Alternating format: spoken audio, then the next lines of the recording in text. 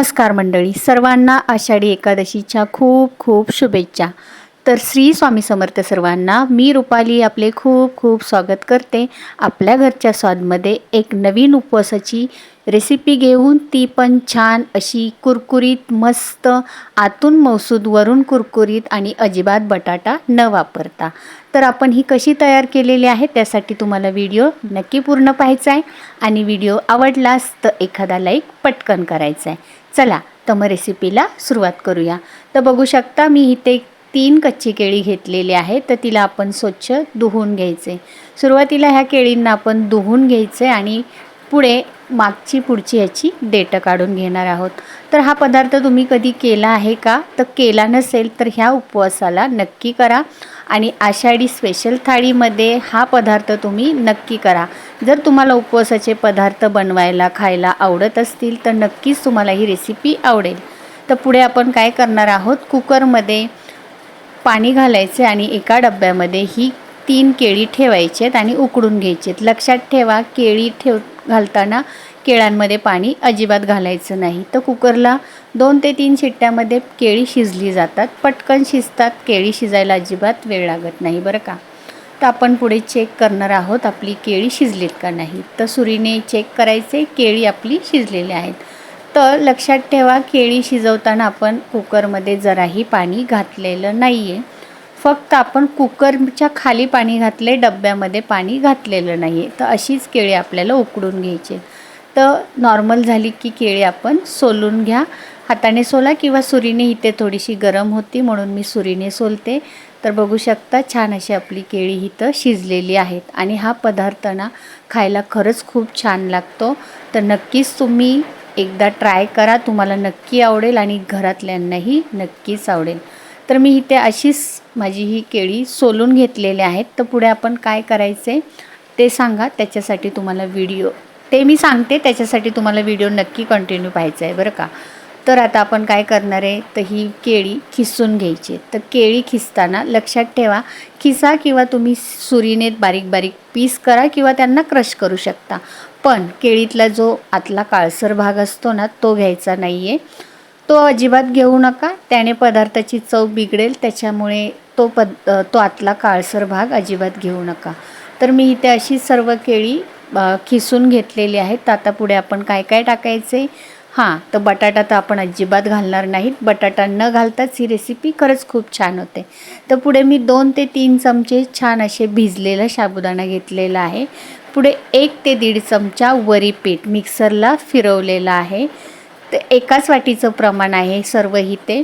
तर त्याच वाटीने मी पाऊण वाटी राजगिरा पीठ घेतलेला आहे आणि त्याच वाटीने मी जाडा भरडा 1 वाटी शेंगदाण्याचा कूट घेतलेला आहे, भाजलेल्या शेंगदाण्याचा। 2 ते 3 हिरव्या मिरच्या आणि अद्रक घालून पेस्ट तयार केलेली आहे आणि 1 चमचा लाल तिखट, मिरची पावडर आहे फक्त, उपवासासाठी पदार्थ करतोय त्याच्यामुळे फक्त मिरची पावडर। पुढे मी पाव चमचा आमचूर पावडर आणि चवीपुरतं मीठ टाकायचे। बघा इथे मी वाटीच्या प्रमाणाने साहित्य सांगितलेलं आहे। इथे मी पाव लिंबू पिळलेला आहे। जर तुम्हाला ह्याच्यामध्ये आमचूर पावडर टाकायची नसेल तर अर्ध लिंबू पिळलं तरी चालेल, कारण की ह्या पदार्थाला आंबट तिखट अशी छान चव येते आणि मस्त होतो। तर नक्की ट्राय करा आणि छान असं हे पीठ भिजवून ठेवायचे आपल्याला 10 ते 15 मिनटासाठी। तर मी 10 ते 15 मिनटासाठी का बोलते, आपण ह्याच्यामध्ये जे वरी पावडर टाकलेले आहे, म्हणजे वरीचं पीठ टाकलेलं आहे, ते आपण कच्चंच टाकलेलं आहे, मग ते थोडा वेळ भिजायला वेळ लागतो, म्हणून 10 ते 15 मिनटं आपल्याला पीठ भिजवायचे। तर सांगितलेलं वाटीच्या प्रमाणानुसार तुम्ही हा पदार्थ तयार करताना तर खरंच खूप सुंदर होतो आणि तेवढाच चवीला खूप छान लागतो। आणि हो, तुम्हाला जर कमी तेलामध्ये म्हणजे 1 चमचा तेलामध्ये जर कोणती रेसिपी बनवायची असेल तर ही रेसिपी तुम्ही नक्की ट्राय करू शकता आणि तेवढीच ती खायलासुद्धा सुंदर लागते। तर तुम्ही कोणत्याही आकाराची शेप देऊ शकता, चौकोन द्या, गोल द्या, तुम्हाला हवा त्या आकारामध्ये तुम्ही ह्याला शेप देऊ शकता। तर बघू शकता मी इथे आपला लांबोळके आकार दिलेले आहेत आणि ह्या आकारामध्ये मी इथे करून घेतलेले आहेत। तर मी तुम्हाला म्हणते का बोलले की 1च चमच्यामध्ये तुम्ही हा पदार्थ खाऊ शकता, तर थोडंसं तुम्ही आपल्या चाळणीला तेल लावायचे आणि तेलामध्ये हा पदार्थ आपण उकळून घ्यायचा आहे. तर तुम्हाला हा उकडून घेऊन तुम्ही फक्त शॅलो फ्राय, जर तुमच्याकडे उपवासाला जिरं खात असतील तर ह्याला उकडून घेऊन थंड करा आणि नंतर फक्त ह्याला थोडंसं तेलामध्ये जिरं टाकून शॅलो फ्राय करून तुम्ही हा पदार्थ तेवढ्याच चवेने खाऊ शकता. छान असं आपलं इथे उकडून झालेलं आहे, म्हणूनच मी बोलले थोड्याशा तेलामध्ये सुद्धा तुम्ही हा चवदार उपवासाचा पदार्थ बनवू शकता. आणि पुढे सांगते, जर तुम्हाला मस्त कुरकुरीत जर खायचा असेल तर त्याला आपण डीप फ्राय करायचं आहे. बघा आता इथे छान आपले उकडलेलं आहे, तर ह्याला पूर्णपणे थंड करायचं आहे. तुम्हाला शॅलो फ्राय करायचं आहे तर शॅलो फ्राय करा, डीप फ्राय करायचं आहे तर डीप फ्राय करा. तुमच्या आवडीनुसार तुम्ही त्याला खाऊ शकता. त्याची चव तशीच राहते, पण तुम्ही डीप फ्राय केला तर तो अजून कुरकुरीत आणि छान लागतो बरं का. तर ह्या आषाढी एकादशीला तुमच्या उपवासाच्या पदार्थामध्ये ही रेसिपी नक्की ॲड करा आणि बनवून बघा, तुम्हाला नक्कीच आवडेल.